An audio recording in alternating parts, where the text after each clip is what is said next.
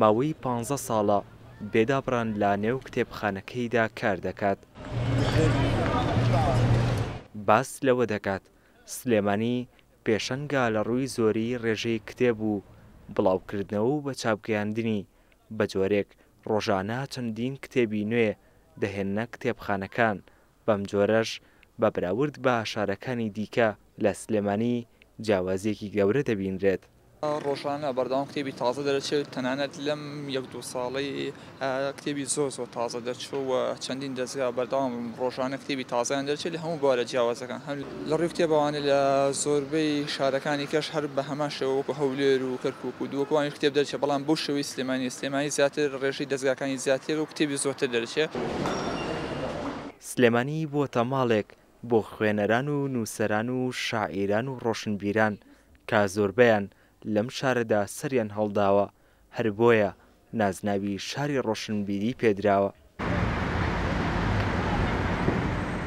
باپی ئامارەکانی کتێبخانەی گشتی سلێمانی لە ساڵی 2022دا 881 ژماری سپاردن دراوە بە کتێبەکان، لە ماوەی ئەم مانگەشدا 57 ژماری سپاردن دراوە.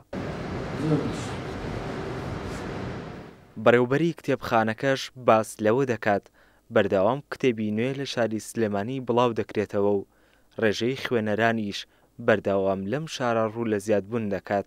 بەنسبەت کتێبەوە بەڵێ ڕێژێکی زۆر باشی کتێب لە سنووری پارێزگای سلێمانیە چاپەکرێت، هەم لە وەرجێڕان هەم لە نووسین. هەموو ئەوانەی کە ئەبینین چاپخانەکانی سلێمانی ڕۆلی گەورەیان هەیە بەڕاستی لە چاپکردن ئەو کتێبانەیە کە ئەمڕۆ توانین بڵێن لە زۆربیان بە کۆڵەتێکی زۆر بەرز ژمانی کتێب چاپ ئەەکەن، بۆیە ئێستا کەمترین کتێب ئەچێتە دەرەوەی هەرێمی کوردستان. لەگەڵ زۆری ڕێژەی کتێبەکان هاوکات ڕێژەی نووسەران و شاعیران و ڕۆشنبیران لەم شارە تا دێت بەرەو زیادبوون دەڕوات، بە جۆرێک بە تواناکانیان بوونەتە جێی سەرنجی هەمووان.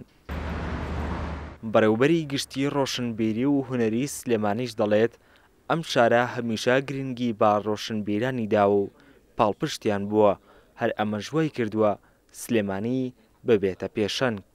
خاوەنی زۆرترین نووسەر، زۆرترین شاعیر، زۆرترین ڕۆمانووس، زۆرترین ئەدیب، زۆرترین وەرجێڕی، واتە سلێمانی زیاتر لە هەر شارێکی تری کوردستان لە ڕاستیە وەکو تایبەتمەندیەکی خۆی توانیوێتی زۆرترین نووسەر و شاعیر و ڕۆشنبیر و کەڵا نووسەری گەورە بەرهەم بهێنێ.